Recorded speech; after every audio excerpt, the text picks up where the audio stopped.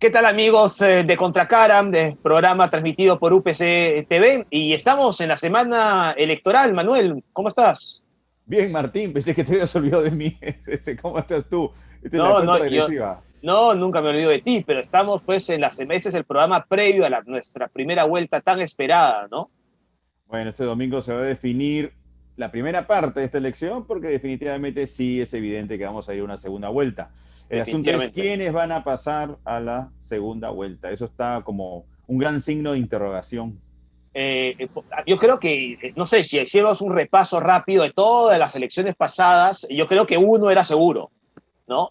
Pero aquí hay una incertidumbre total, hay un quíntuple empate en la punta, es una cosa de locos, ¿no? No, además, las encuestas no coinciden. Cada encuesta te muestra resultados totalmente diferentes. Es verdad. Lo único que provoca es una confusión de no saber, al menos de manera relativa, quién podría ser el favorito. ¿Tú tienes ya tu candidato o candidata por lo que vas a votar? Hasta este momento, no, no, no. ¿Tú, Yo, Martín? yo lo tengo casi definido, Casi, bueno. Yo casi, todavía estoy pensando. casi, casi.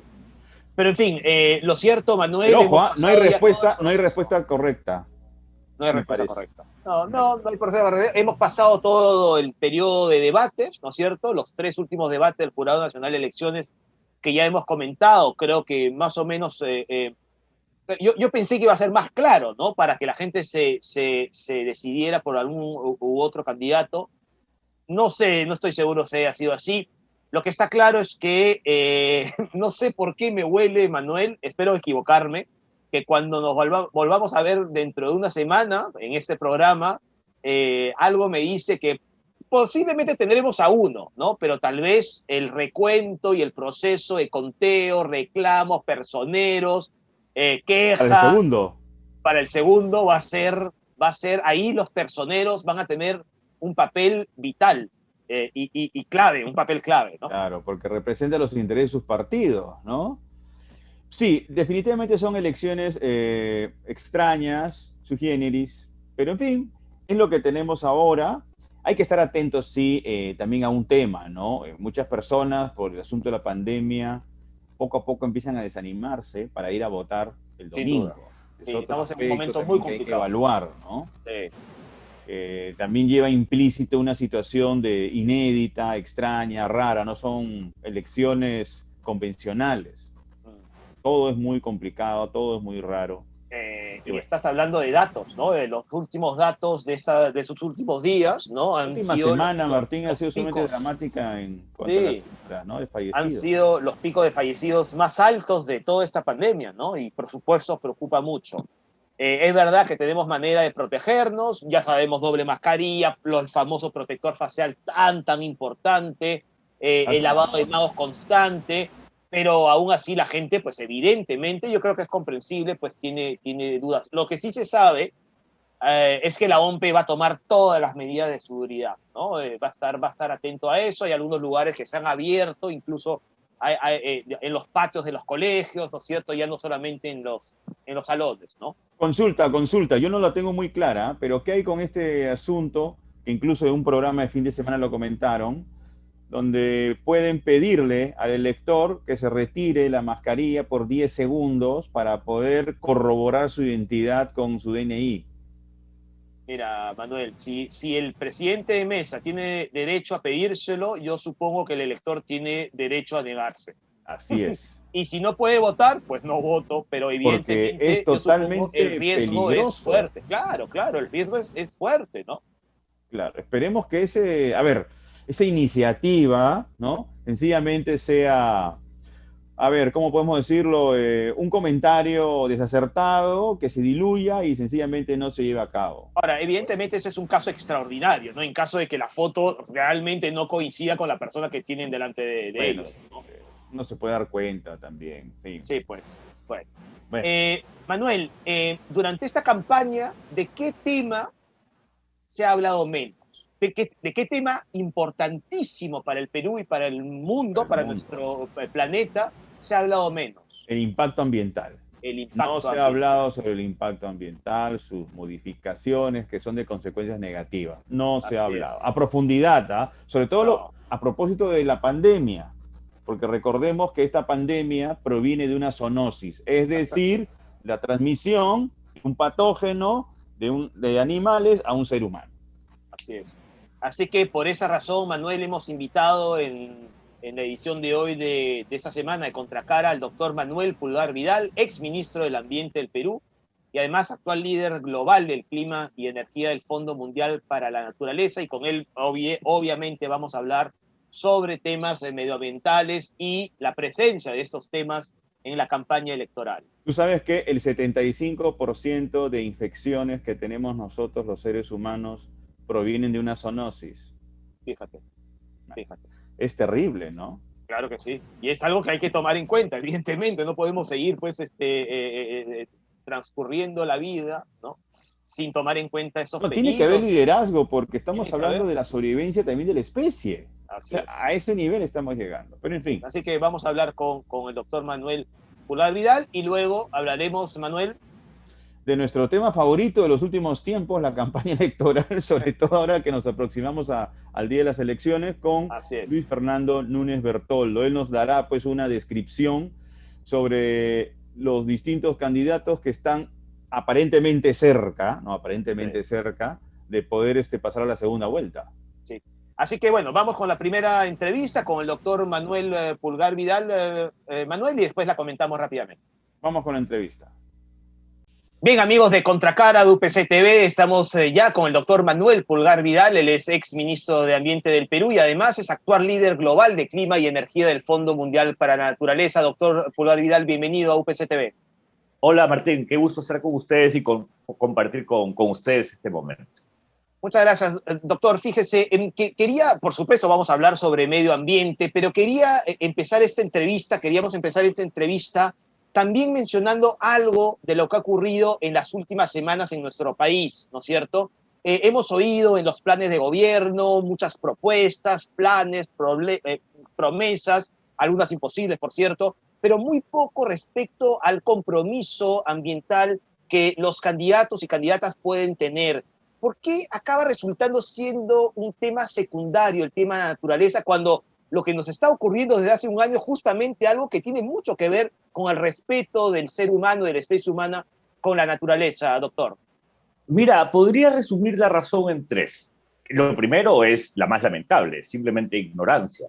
Ignorancia, vieja escuela, pensar que el tema ambiental es un tema accesorio, que es quizás para muchos el tema de moda, el tema que lo atiende cierta población, una comunidad y con eso es suficiente. Esa ignorancia termina siendo muy peligrosa y se refleja efectivamente en la ausencia del tema en el debate. Entonces eso es lo primero. Lo segundo tiene que ver con incapacidad de entender el proceso. Y esto tiene que ver con lo que yo siempre digo es el ombliguismo peruano. Somos un país absolutamente ombliguista. Somos un país que solo piensa en que no existe más gaseosa que el Inca Kola. Y acá, disculpen, no estoy desvalorando a ninguna gaseosa, pero creo que es una forma de resumir nuestra cultura. Hace muy pocos días Ramiro Escobar escribió justamente de la ausencia en el debate peruano de la cuestión internacional. Es como si el mundo estuviera aislado del globo, aislado del planeta y de su globalidad, ¿no? Y por lo tanto estamos absolutamente alejados de todo proceso internacional, no solamente el tema ambiental. Pero lo tercero es el desentendimiento de lo que viene pasando en el mundo en relación a las nuevas características de una nueva economía global. El mundo ha cambiado significativamente, y tú lo has dicho, Martín, no solo por la pandemia. De hecho, la pandemia nos ha hecho más conscientes, la pandemia nos ha permitido generar más entendimiento sobre la vinculación de la naturaleza, el clima, el ambiente, la salud, la economía y la política, pero nuestro desentendimiento va más allá. No sabemos que hoy día el mundo está absolutamente encaminado a lo que se llama la nueva economía del clima. Una economía en donde, por ejemplo, el valor del carbono que se emite es el que determina tu competitividad, más que el PBI. Ya empieza a notarse que es el carbono y el volumen de carbono en tus métodos de producción los que determinan tu competitividad. Bueno, y muchos otros elementos, obviamente, las transiciones hacia las energías limpias, la transición de la eficiencia energética de la industria, la transición de ciudades sostenibles, la del cambio de uso del suelo, Y eso no existe en el debate porque ni siquiera se conoce. Ese desentendimiento es absolutamente peligroso porque, tal como decía Cepal a mediados del año pasado en un libro sobre la crisis climática en América Latina, no incorporar elementos climáticos a tus planes y a tu sistema, al 2050 implicaría una pérdida estructural de al menos 25% para América Latina y el Caribe.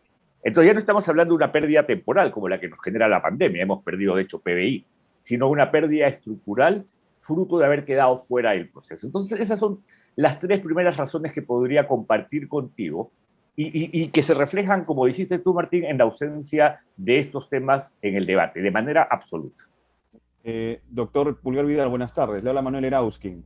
Hola Manuel, ¿cómo te va? Una de las áreas interesantes para la discusión en cuanto al medio ambiente está relacionada justamente con lo que estamos viviendo nosotros con la pandemia.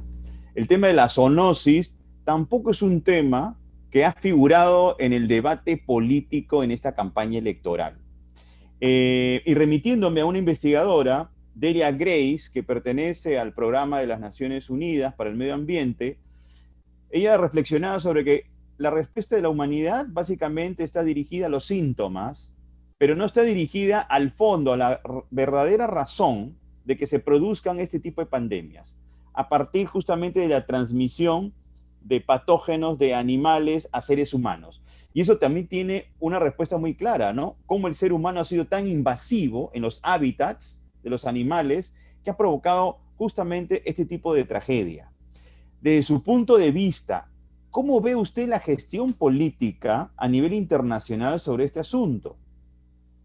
Yo creo que podría decirlo que de manera promedio mala, aunque obviamente con algunas diferencias. Y en el caso peruano, más que pese, ¿no?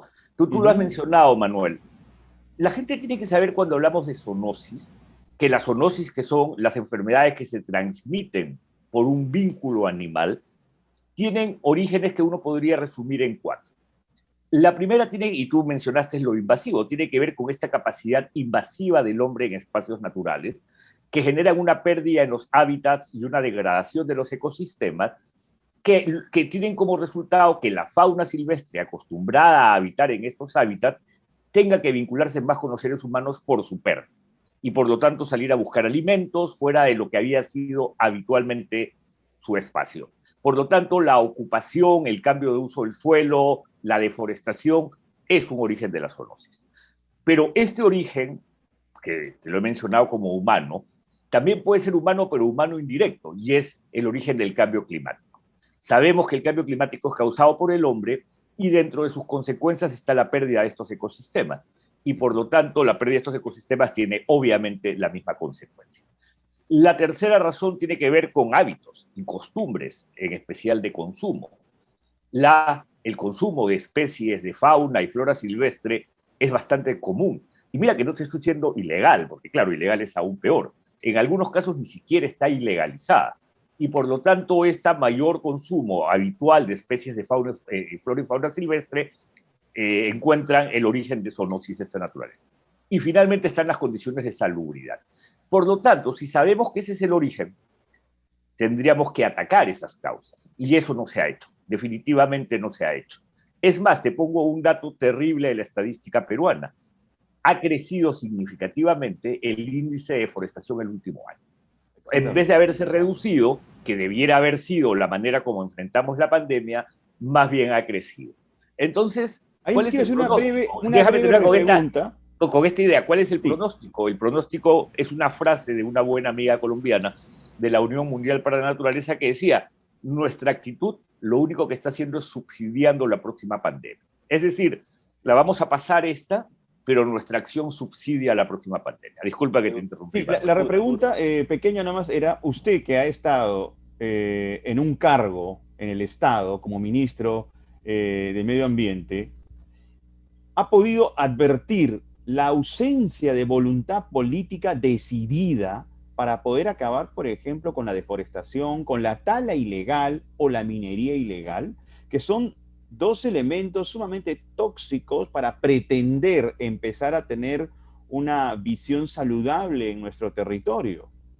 ¿Se sabe dónde están ubicados estas personas? ¿Por qué no se ha podido hacer algo? De hecho, es muy difícil juzgar la propia gestión, pero de hecho mucha gente sabe y lo ha podido verificar que en gran parte de mi gestión me involucré fuertemente en la lucha contra la minería ilegal y la tala ilegal. Y Ahora, no lo estoy interpelando a usted, no, no, no, sino lo sé, lo quiero a utilizar partir de como su base. experiencia, de su mirada, ¿no? Lo quiero utilizar como base para responder a tu pregunta, ¿no? Y claro, en realidad, si nos ponemos en niveles de lo que debiera ser, siempre mi posición ha sido, Manuel, que minería en cuerpos de agua amazónico debería ser prohibida. Tan simple como eso. Porque no hay forma de que tú desarrolles una minería aluvial en Amazonía sin degradarla. Entonces tú tienes tres opciones. O la liberas y la permites sabiendo lo que vas a perder, o la liberas en sitios acotados, pero esos sitios van a ser irremediablemente sacrificados, o la prohíbes porque no hay forma de hacer minería aluvial en cuerpos de agua sin degradar irremediablemente la Amazonía. ¿Pero por qué? Porque a mí me gusta ser didáctico y pedagógico. Porque la diferencia entre una minería aluvial, es decir, la que se desarrolla en los cursos de agua, en zonas planas como la Amazonía, es absolutamente distinta a la de filones que se desarrolla en las montañas. Cuando tú ves un tajo abierto, ese tajo abierto, claro que degrada, pero degrada en espacios acotados por el tajo. Y lo que haces es profundizar. Y hay minas, como por ejemplo en Chile, Chuquicamata, que tienen 1000 metros de profundidad. O de Cerro de Mientras Pasco. o en Cerro de Pasco. Mientras que en la Amazonía, la profundidad de presencia metálica o de mineral que se asentó por erosión es de no más de 60 metros. Por lo tanto, cuando llegas al metro 60 tienes que migrar, por lo tanto es una minería migrante. Entonces, su daño es irremediable y lo que deberíamos hacer es prohibirla. Pero bueno, se luchó para ir en contra de las máquinas, las carrancheras, las dragas y todo eso, con mucha dificultad porque efectivamente, incluso al interior, a veces de los propios gabinetes, hay falta de entendimiento, falta de voluntad política. A un ministro del Ambiente le toca luchar al interior del gabinete.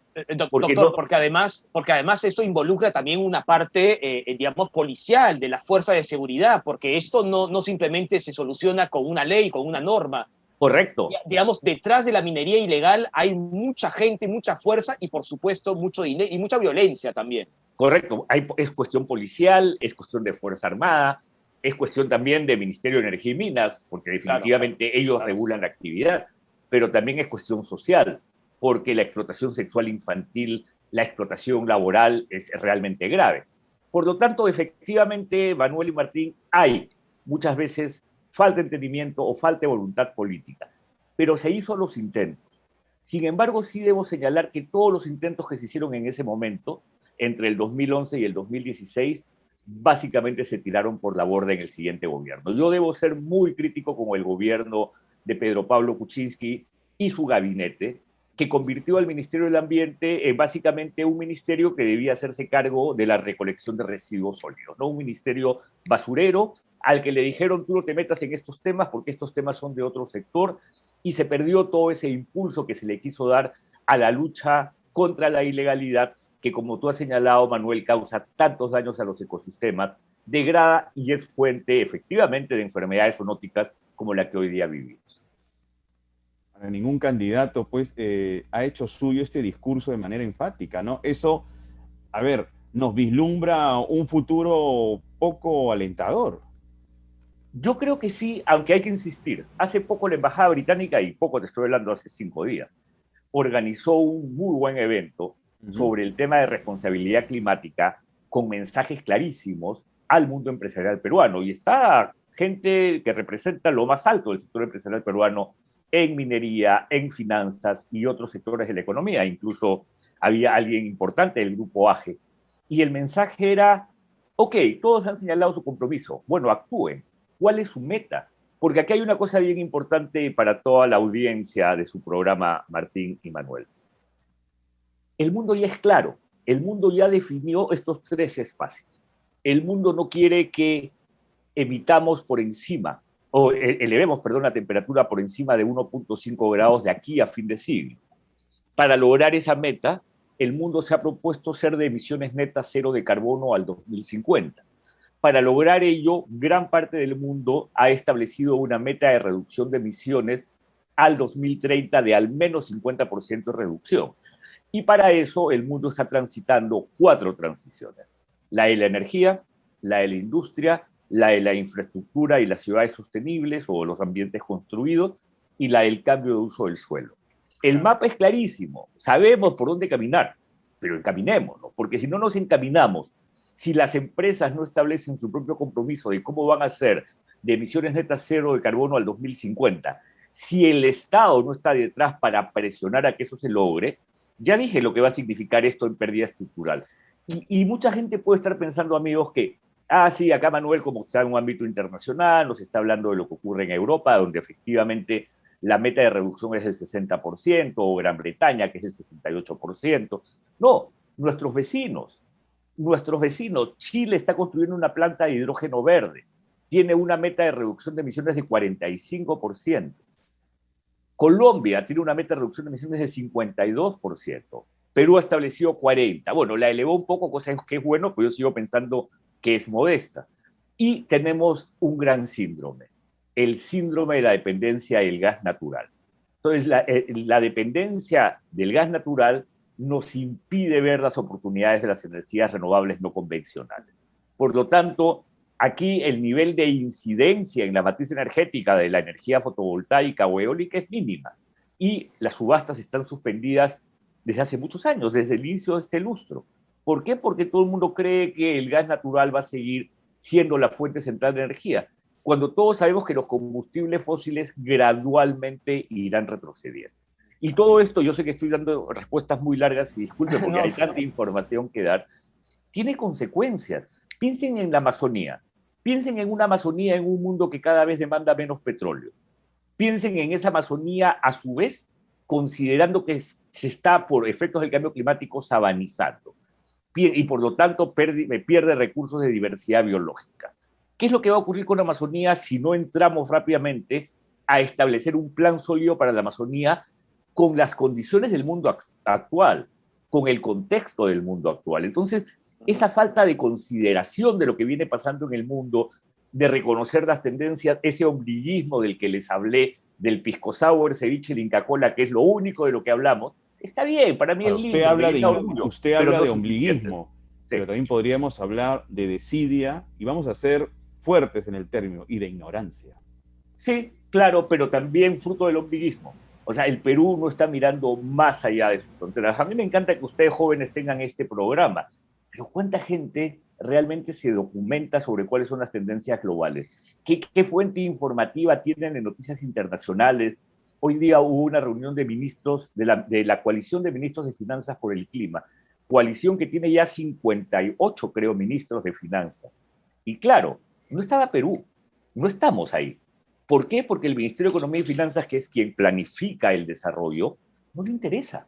Nunca le interesó formar parte de esa coalición, nunca le interesó ser parte de la coalición de lo que se llama el precio al carbono, que es un mecanismo económico que genera un incentivo para cambiar conductas de la dependencia del carbono o de las emisiones de carbono en los procesos productivos.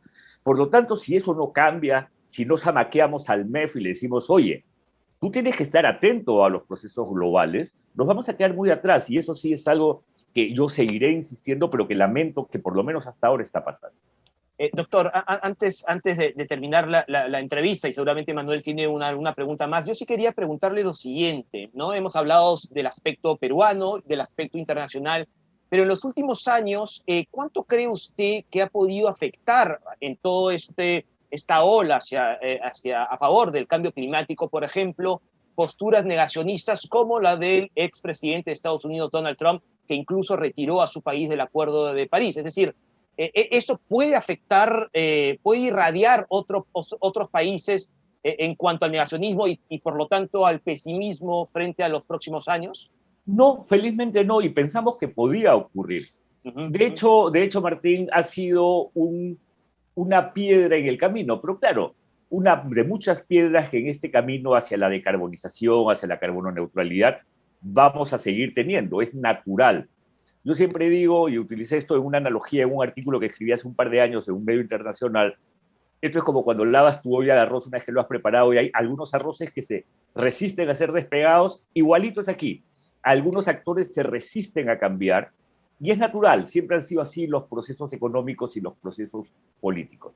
Pero te voy a dar una respuesta bien certera a tu pregunta. ¿Alguien podía suponer hace 20 años que cuando el líder de la principal economía global, los Estados Unidos, planteaba algo, esto no se cumplía? No, se cumplía. Pues ahora no. Trump dijo no solo voy a retirar a Estados Unidos del Acuerdo de París, cosa que efectivamente ocurrió, pero ya volvió y eso sí vale la pena precisar, ¿no? Es verdad. Sino que dijo que iba a recobrar las instalaciones de carbón para recobrar este concepto de hacer América grande de nuevo, con el carbón como fue alrededor de la Segunda Guerra Mundial y en época de posguerra, ¿no? Estados Unidos, el gran productor de carbón, la gran industria que se movía con los combustibles fósiles. ¿Sabes qué pasó después que el presidente Trump hizo ese anuncio? Dos cosas. Lo primero es que un grupo inmenso que después fue creciendo, ya no me acuerdo el número, llegaba como a 2.500 actores, en especial las grandes corporaciones, pero también las grandes universidades, algunas entidades privadas y de la sociedad civil, lanzaron una iniciativa que se llamaba Seguimos Adentro. ¿Qué cosa significaba esto We Are Still In? Le dijeron a Trump, tú puedes tomar la decisión que quieras política, pero yo no voy a sacrificar mi propia actividad económica saliéndome de la responsabilidad climática, por lo tanto yo la voy a seguir ejerciendo, yo voy a seguir poniéndome metas, yo voy a ir saliendo de los combustibles fósiles, yo voy a definir mis metas para ser carbono neutral. Y por lo tanto, ese grupo de privados o actores no estatales retó al Estado. Pero pasó una cosa más, Martín. Se cerraron más instalaciones de carbón después del anuncio que antes del anuncio. Entonces, ¿por qué? Porque ya hay una economía del clima y tú no puedes luchar contra los factores económicos. Los factores económicos te determinan las conductas, no las conductas los factores económicos. Por lo tanto, esa existencia de una economía del clima es algo contra la que nadie ya puede resistir.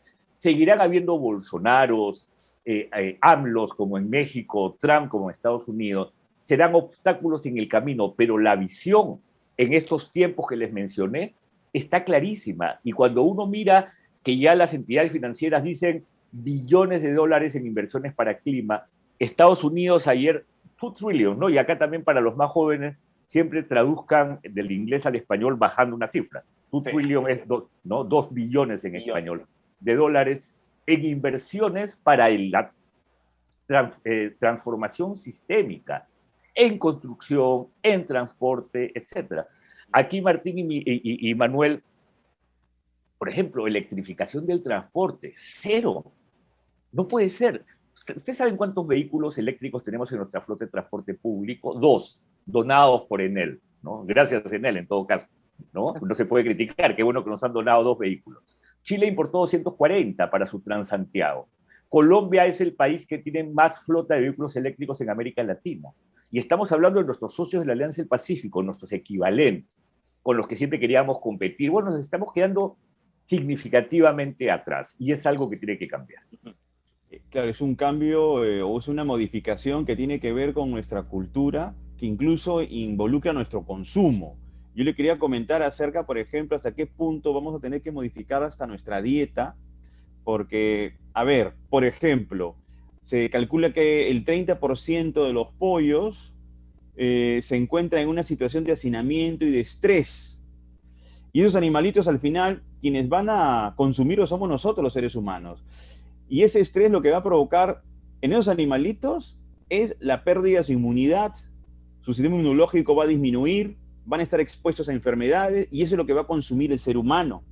Y a partir de ahí tenemos otra posibilidad de transmisión de patógenos. Entonces, para culminar con ese tema, ¿usted cómo vislumbra ese asunto?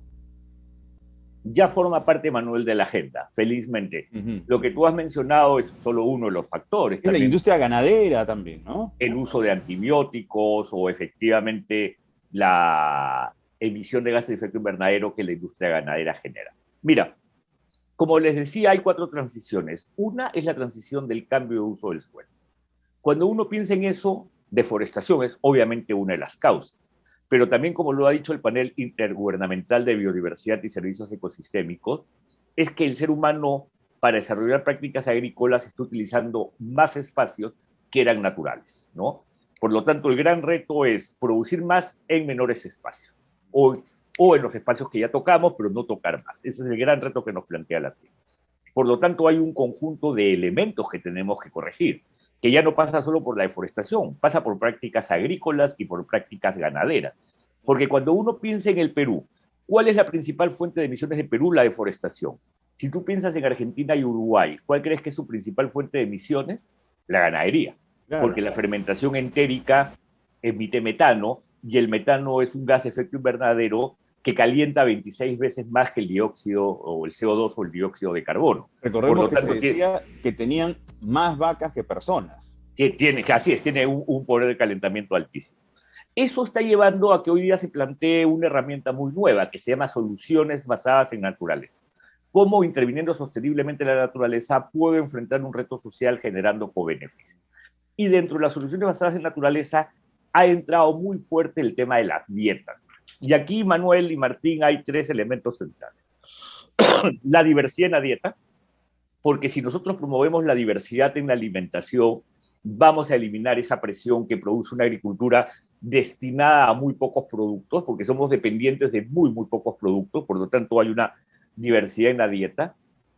2, enfrentar la pérdida y el desperdicio. Y 3, el desperdicio de alimentos. Entonces, este año hay una cumbre de la alimentación. Este año no solamente está la COP26 de clima y la COP15 de diversidad biológica, hay también una cumbre sobre la alimentación, en donde estos temas son parte del debate. Por lo tanto, la alimentación y los alimentos, obviamente, han entrado con fuerza al debate, que están permitiendo esta nueva visión de desarrollo orientada a tener un muy buen 2030, pero para eso tenemos que actuar el día de hoy.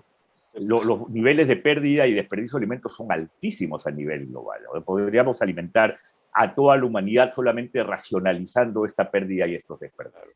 Y ese es otro tema. Para terminar, Martín, solamente decir que, bueno, tanto la ganadería como la industria avícola, pues va a tener que modificar su manera de poder brindar servicios de consumo.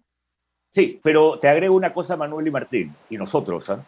Porque no hay cambio sin el consumidor, y eso es fundamental. Y felizmente ya viene ocurriendo.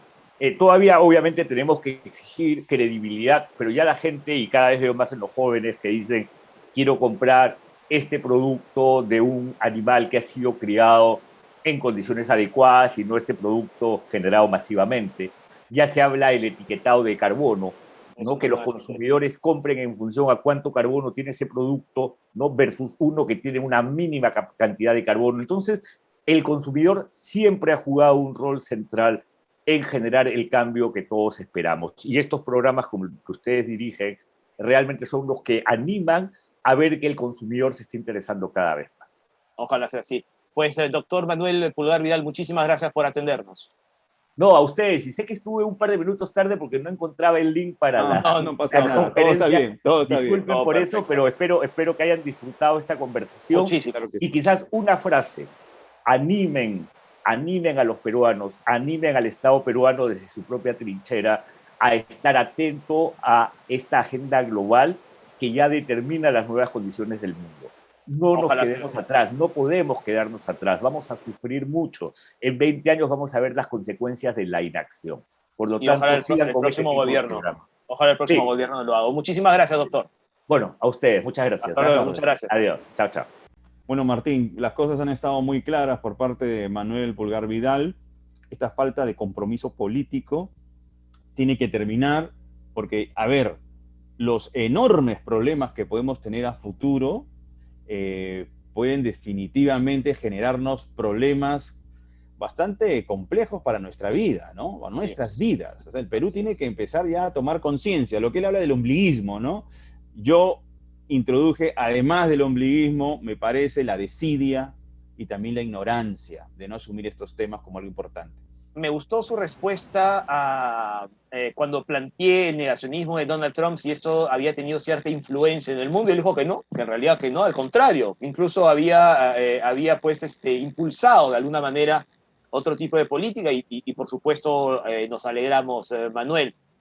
Como nos alegramos también tener en la siguiente entrevista a Luis Fernando Núñez Bertoldo, un analista político con el que vamos obviamente a hablar, como anunciábamos al inicio de este programa, sobre las elecciones, sobre la primera vuelta que tenemos ya a la vuelta de la esquina el próximo domingo. No te olvides que es un analista de origen portugués que muchos años ha vivido en Venezuela. Así es, con mucha cercanía a Venezuela. Así que vamos con la entrevista, Manuel. Ok. Bien, amigos, ahora estamos con la presencia de Luis Fernando Núñez Bertoldo, analista político. Con él vamos a conversar acerca de esta campaña electoral tan extraña, no muy común, ¿no? Tenemos por cada candidato pues porcentajes muy bajos. En fin, vamos a hacer una disección de este escenario político con Luis Fernando Núñez Bertoldo. Luis Fernando, ¿cómo estás? Buenas tardes. Bienvenido a Contracara. Muy buenas tardes, Manuel Martín. Gracias por la entrevista. Bienvenido. Luis Fernando, ¿cómo tú evalúas este escenario, como había hecho el comentario al presentarte, donde cada candidato pues tiene un porcentaje bastante minúsculo, ¿no? Estamos hablando de 11%, 14% máximo, y eso, porque también las encuestas varían, que es otro tema, ¿no? Candidatos que tienen 9%, cuando antes teníamos pues candidatos con 39, 40, 20, 25. O sea, candidatos que eran protagonistas. Absolutamente. Mira, yo llevo casi 40 años en procesos electorales. He observado más de 80 elecciones en todo el mundo. Y en el Perú he observado las elecciones desde el año 2000 hasta ahora. Nunca en mi vida había visto una elección tan atípica. No solamente por el contexto de la pandemia, sino por lo que tú acabas de decir, Manuel. Candidatos que no despiertan un sentimiento popular, un sentimiento de liderazgo, y que con las justas quieren llegar al 20%. Si uno saca la cuenta, eso significa que hay 80% de personas que no apoyan a ese candidato, o apoyan a otros o no apoyan a ninguno, porque sigue ganando hasta ahorita en todas las encuestas yo no voy a votar o yo no sé por quién votar. Lo cual es preocupante. Porque, más o menos suma un 40%, ¿ah? Juntando los votos sí, en blancos y viciados. Dependiendo de la encuesta, está entre 40 y 38, 28 máximo, lo cual es bien problemático porque eso indicaría que pudiéramos estar eligiendo, espero que no, en segunda vuelta, un presidente o una presidenta que no tiene apoyo de las mayorías. Ahora, como tú estás hablando de diseccionar, a pesar que yo no soy médico, se supone que a veces cuando uno abre un cuerpo y extrae lo que está mal, lo manda al laboratorio para que sea observado, para que sea analizado.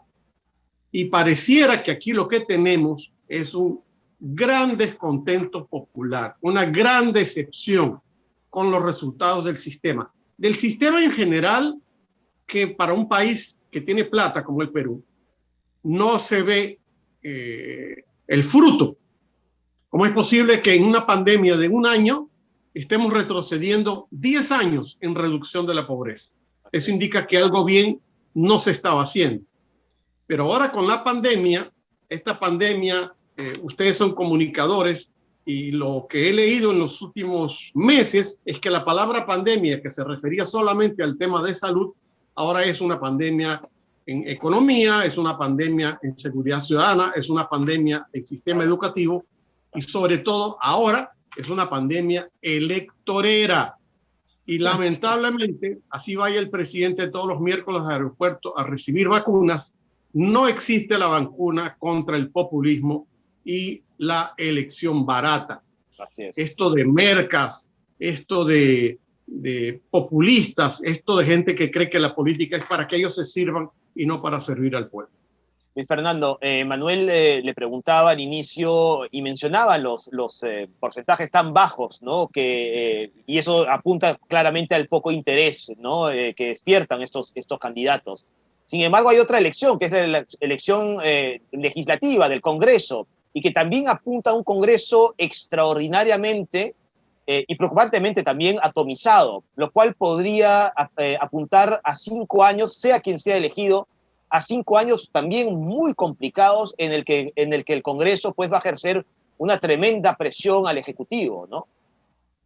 Mira, Martín, antes de las 3 encuestas o 4 que se dieron a conocer hace pocos días, ya se hablaba de un Congreso atomizado alrededor de 7 u 8 bancadas. Los resultados de las últimas encuestas son peores. Revelan que tal vez vamos a tener entre 10 y 12 bancadas. con candidatos que a lo mejor están en buenos puestos salidores, pero ni siquiera pertenecen al partido, son invitados, y que lo más seguro es que a los 3 meses o a los 2 meses, cuando empiece la pelea por las comisiones de trabajo, etcétera, esa gente diga, me salgo del partido, con lo cual el transfugismo no es una cosa que está ausente, va a estar presente. Y ya hemos visto lo que pasó entre el 2016 y el Congreso que se eligió el 26 de enero del 2020. Fricciones, peleas con el Ejecutivo. Entonces, para los oyentes que nos están viendo hoy, no les tenemos buenas noticias. El Congreso es la casa de las leyes. Y al Congreso se va a hacer 3 cosas, no lo que están haciendo algunos candidatos que están prometiendo puentes, vacunas, no. Los candidatos al Congreso tienen 3 funciones: representarte, hacerte leyes y fiscalizar. Cualquier candidato que esté ofreciendo otras cosas es un fraude, es un estafador de primera. Entonces, si estos candidatos convertidos en congresistas, lo que van a hacer es pelear, defender intereses de sus monopolios, de sus universidades, etcétera, lo que sea, de equipo de fútbol, lo que sea, el país puede encaminarse a un mayor descontento ciudadano. Y casi siempre los países, yo soy un politólogo, yo creo en el trabajo de las clases medias, que son las que producen para el país.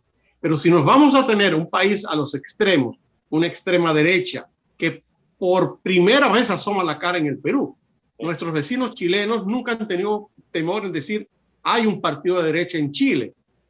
Pero aquí nunca nadie se había atrevido a decir, yo soy de derecha, soy de extrema derecha. Ahora tenemos extrema derecha y tenemos extrema izquierda.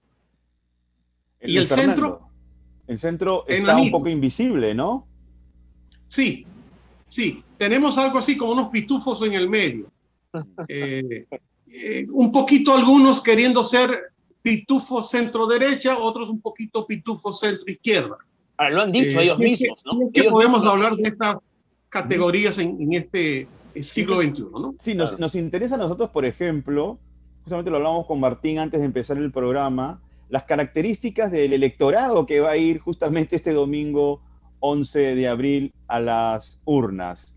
¿Qué tipo de electorado es el que, por ejemplo, apoyaría al señor López Aliaga? ¿Qué tipo de electorado apoyaría a Hernando de Soto, a Verónica Mendoza, a Johnny Lescano, a Forsyth? ¿Cómo tú has podido aproximarte a esa realidad, a ese escenario? ¿Qué radiografía podría sacar? Mira, muy interesante tu pregunta, que sería la construcción de una especie de Frankenstein.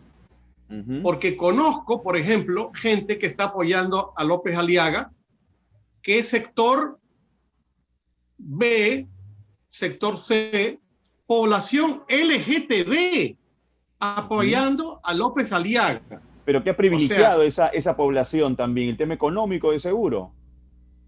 Evidentemente el tema económico ahí manda, así como hubo gente del LGTB apoyando a Bolsonaro y a Trump en su momento.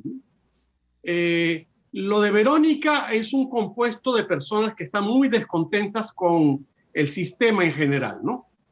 Y que lo que están de alguna manera buscando es haber creído en ese cuento o canto de sirenas, que es que con una nueva constitución se va a arreglar el país. Tenemos una constitución que no somos capaces de cumplir y ya estamos pensando en una nueva. Y ustedes saben mi relación con Venezuela, y es el mismo discurso de Chávez en el año 98. Voy a hacer una asamblea constituyente y voy a tener una nueva constitución que va a resolver todos los problemas. Y hoy día en Venezuela el sueldo mínimo son 80 centavos de dólar. Eso es lo que queremos para el Perú. Ahora, si la gente que quiere votar por ella cree que ella no es un Chávez, que no es un Maduro, que es una Caperucita, un poco roja, pero Caperucita al fin, allá ellos. No entiendo. ¿Tú no crees que, perdona que te corte, Luis Fernando, pero tú no crees que Juntos por el Perú, que encabeza Verónica Mendoza, no sea una izquierda democrática? ¿Crees más bien que es una izquierda chavista? Acá hace pocas semanas y por la presión mediática y de los votos, los votos que le estaba quitando el señor Lescano y que estaba quitando el profesor del lapicito, acaba de decir que sí, que en Venezuela hay una dictadura. Pero le tuvieron que sacar la declaración casi con forceps, porque le costaba. Y yo revisé, y les invito a ustedes que también están en los medios a revisar, ayer el periódico Gramma, el periódico oficial del Partido Comunista Cubano, tiene 2 o 3 postulados apoyando a Verónica Mendoza. Pero bueno, ella puede ser una candidata de una izquierda democrática. Ojalá lo sea. Ojalá no sea un lobo o una loba disfrazada de oveja para que la gente vote por ella simplemente. Luis Fernando, La izquierda está dividida. ¿Se puede hacer un paralelismo con lo ocurrido con Ollanta Humala cuando fue elegido presidente? Y lo digo, claro, no ha habido el fenómeno de un apoyo a Verónica Mendoza, como ocurrió con Ollanta Humala, ¿no es cierto? Pero Ollanta Humala también despertaba cierto temor y sin embargo tuvo un gobierno, digamos, con muy pocas reacciones cercanas a lo que puede ser el chavismo, ¿no? Claro, porque tuvimos aquel Ollanta primero de la primera claro. campaña, que era Así es, muy chavista, del 2006, y el Ollanta ¿no? de la segunda campaña, que fue un Ollanta más de centro, hasta en algunos casos de centro capitalista derecha. Así es. ¿Qué va a pasar? Ahorita los números no favorecen a ninguno. Manuel me preguntaba todavía sobre algunos otros personajes, como De Soto. De Soto, mira, está considerado, o él mismo se considera uno de los 10 economistas más brillantes del país, que ha estado sentado a la mesa de primeros ministros, de presidentes, del mundo, no de solo emperadores. Lo definen como ¿No? uno de los mejores economistas del mundo. ¿Ah? Ahora, yo me pregunto, y comparto mi preocupación con ustedes, ¿será posible que un señor que se sienta a la mesa con primeros ministros, reyes, tenga como oráculo a Chibolín? Como oráculo en materia de comunicación pública. Claro, ¿Qué ha eso pasado? lo ha impactado mucho, ¿no? En Eso es cuanto lo que a nos su merecemos. aceptabilidad. Claro, eso es lo que nos merecemos. No, ¿por qué no fue a buscar a Oprah Winfrey? ¿Por qué anda buscando a Chibolín? Sí, pues. Es que ese es el nivel de nuestros políticos, el nivel de nuestros votantes. Eso construyendo este Frankenstein al cual hacía referencia. Ahora, usted mencionó también hace pocos minutos el caso de Bolsonaro, el caso de Donald Trump. Lo que ha hecho, por ejemplo, un candidato como López Aliaga es, más allá del fondo de su plan de gobierno, utilizar las formas de estos candidatos y candidatos que fueron, que ganaron sus respectivas elecciones. ¿Es una estrategia eso también de ser, tal vez, elevar, tener palabras subidas de tono, incluso ser irrespetuoso con los periodistas? Sí, sí. Yo estoy tratando de escribir un cuaderno de bitácora sobre estos temas para lecciones aprendidas después de los comicios. Pero sí, es copiar las formas. De repente el fondo del programa es otro, pero es copiando las formas porque han sido formas exitosas. Si a Trump le resultó, si a Bolsonaro le resultó, ¿por qué no le puede resultar a un candidato con unas características parecidas y con algún apoyo de la extrema derecha religiosa del país? No solamente la católica, por cierto. Empresario como Trump, además, ¿no? Tal cual, tal cual. Es una buena estrategia, o sea, a mí puede no gustarme, pero para captar votos ha sido una muy buena estrategia. Claro, él ha identificado que hay un público, no hay un elector que puede ser afín a ese tipo de formas y que él puede expresar también esa disconformidad. Ellos se pueden sentir representados, ¿no? Identificados. Sí, una reflexión de fondo también que quisiera hacer con ustedes es, nos necesitamos 18 candidatos presidenciales, 24 partidos nacionales, el año que viene más de 300 movimientos regionales, porque algunos de los que nos están viendo y oyendo sepan que esta pandilla no termina el 6 de junio. El año que viene tenemos elecciones otra vez. La gente está un poco estresada del panorama electoral, pero el año que viene tenemos elecciones. Y a veces elecciones muy importantes, porque el alcalde de nuestro distrito, el regidor de nuestra cuadra o el presidente regional. Entonces, caramba, ¿qué puedo recomendar para el domingo? ¿Votar con la razón? No, acá no votamos con la razón, acá votamos, como dice el presidente de Uruguay, Julio María Sanguinetti, con la emoción o con algunos artilugios corporales que están del ombligo hacia abajo. Así vamos a ir a votar el domingo. Ojalá tengamos la sensatez de votar por lo que nosotros pensamos que es lo mejor para el Perú. Cada quien con conciencia y tomando muy en cuenta los protocolos de seguridad, porque realmente a los miembros de esta, héroes, lo que vamos a tener el domingo. Una gente que va a estar 15 horas en contacto con la ciudadanía. 15 horas, porque son las 12 del proceso, más abrir y cerrar la mesa. Luis Fernando, ¿qué espera de la posible baja participación? Sabemos que evidentemente el voto es obligatorio en el Perú, pero esto, digamos, el miedo al contagio, el miedo a la pandemia, ¿puede tener un protagonismo que lleve a una baja participación, a un ausentismo bastante alto? Las encuestas últimas señalaban que la gente sí quería salir a votar, pero con esta cifra de fallecidos de la última semana, por ejemplo, cada día peor. Semana. No solamente las cifras que da el ministerio, sino se dice que son aproximadamente el doble de muertos al día, sí.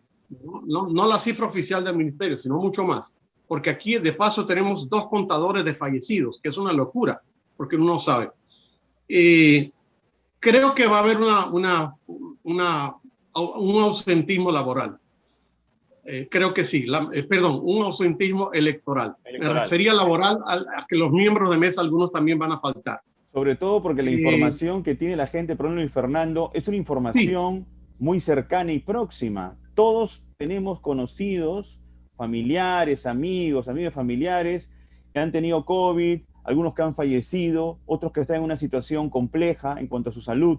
Es decir, nadie está libre en el sentido de no tener información cercana. Existe esa información cercana independientemente de los datos que nos pueda brindar el Estado. Y creo que eso va a hacer repensar a muchos de pronto asistir el domingo a votar. Claro, yo he conversado igual que ustedes con gente que dice, prefiero pagar la multa a contaminarme, a contagiarse. Lo mismo hasta aquellos que han sido sorteados como miembros de mesa, dicen, prefiero no ganar los 120 soles, pero no ganarme un contagio, por mayor protocolo que haya. Yo sé que los entes electorales, en especial la OMPE, está haciendo un esfuerzo. Mira, estamos en abril, ellos desde noviembre anunciaron 7 protocolos sanitarios para la elección, pero esto escapa a todos los designios, porque imagínate, estamos precisamente en el pico más alto de la pandemia y con eso la gente quiere, nos están pidiendo que vayamos a votar. Es un compromiso, pero también es una buena preocupación. Martín. Nada, pues Luis Fernando Núñez Bertoldo. Solamente algo pequeñito se nos está dale. Johnny Lescano. De Johnny no hemos hablado. Johnny Lescano aparentemente es el líder de algunas encuestas, ¿no? Bueno, prácticamente lo que quería con Johnny Lescano, disculpa, para redondear la pregunta y apuntarla bien. ¿Cómo te explicas que Johnny Lescano en algunas encuestas sea el líder, ¿no?, de esta campaña, cuando él ha tenido más bien problemas muy serios al interior de su partido? Que él vaya primero en algunas encuestas expresaría pues que Acción Popular se ha organizado muy bien, sobre todo al interior del país, ¿no? Mira, pero ¿cómo ves tú ese tema? Para lo que pasa dentro de Acción Popular. Para empezar, yo creo que los otros precandidatos subestimaron la figura de Johnny Lescano. Este es el señor de Puno, nosotros somos de la capital. Creo que ahí hubo un poco de subestimar y él se fue metiendo y ¡pum! El partido al principio como que no estaba muy convencido, pero cuando empezó a ver que Johnny subía en las encuestas, se alineó detrás de él, porque hay varias acciones populares, no hay una sola, hay varias. Pero tal vez lo que más éxito le ha dado es que ha hecho una campaña a la antigua, así al estilo de Acuña, pero sin los memes de Acuña, ¿no? Pero la campaña a la antigua es hablarle a la gente, habló en el debate como si estuviera en un meeting prácticamente, ¿no? Claro. ese estilo discursivo que él lo caracterizó en el Congreso, ¿no? Con palabras que no termina, él no dice está, sino dice ta, no dice para, sino dice pa. O sea, un lenguaje muy popular, ¿no? Que prendió. Yo tengo la impresión, es mi impresión inicial, de que si alguien va a pasar a la segunda vuelta, es él. Tengo esa impresión. ¿Con ¿No quién? sabes? No sabemos. Pero lo más seguro es que el acompañante es segunda. una incógnita. Sí, así es, así es. Y sería bueno que conversáramos tal vez la semana que viene, después de tener los resultados congresales, para que yo les pueda transmitir algunas hipótesis que tengo sobre ese Congreso. Interesante. Perfecto, Luis Fernando, te agradecemos mucho tu presencia aquí en Contracara. Ok. Muchas gracias. Como siempre, el mayor cariño para la UPC. Muchísimas gracias. Un fuerte abrazo, Luis Fernando. Luego, se cuidan. Bueno, Manuel, ese es el panorama que nos pinta Luis Fernando Núñez Bertoldo. No es un panorama muy optimista, francamente. Tenemos un abanico pues, de candidatos, tenemos un Congreso que va a ser muy atomizado y eso definitivamente podría, ojalá me equivoque, podría traer ciertas dificultades al próximo presidente o a la próxima presidenta del Perú. Creo que no hay ningún analista político que en este momento pueda ser positivo o tratar de vislumbrar un contexto, alentador para nuestra política, ¿no? En la medida, pues que, como hemos podido analizar, ninguno de los candidatos ofrece opciones muy claras para el elector. Así es. Ahí se refleja, pues, justamente estos porcentajes tan minúsculos, ¿no? Bien. La verdad es que nadie convence en mayoría. No, es así, es lo que toca. Va a ser un final de fotografía, ¿no? El segundo puesto, ¿ah? Me parece. No lo sé, Manuel, no lo sé. Yo creo que puede haber incluso un triple empate. Un quíntuple empate técnico, ¿no? O sea, con diferencias mínimas, ¿no? Hay mucha confusión, eso es totalmente cierto, ¿no? Y hay mucho, y también, como tú decías antes, hay mucha gente que tiene ciertas dudas de ir a votar, ¿no? Yo creo que van a ir, mirar, si no hay mucha cola, pues se animarán o no. Pero en fin. Esperemos que no sea así, Ojalá que existe no. un porcentaje considerable, razonable de electores para que podamos tener de manera ya definitiva a los dos candidatos que pasen a la segunda vuelta y esto se define en junio y el 28 de julio ya tengamos un presidente y empiece una nueva gestión. Así es. Y un nuevo parlamento, como lo que has dicho tú, porque a mí se me había pasado lo del parlamento, pero el parlamento es esencial. Es esencial, pues, ¿no? Pero en fin, la campaña electoral legislativa también ha sido un pequeño caos. Por supuesto, con todas las limitaciones que conocemos por la pandemia. Pero antes de terminar, Manuel, quiero confesarte que yo estoy, la verdad que muy preocupado por lo que estamos pasando. No los peruanos, me refiero al mundo en general. Latinoamérica está pasando por una situación muy complicada. Chile, récord de vacunaciones, pero récord de contagios también, el país en un gran porcentaje cerrado. Y lo que yo he visto, y esto quiero ser muy sincero, lo que yo he visto el miércoles antes de Semana Santa es muy, muy, muy desalentador. Muy desalentador. Gente que parece no estar consciente de lo que está ocurriendo.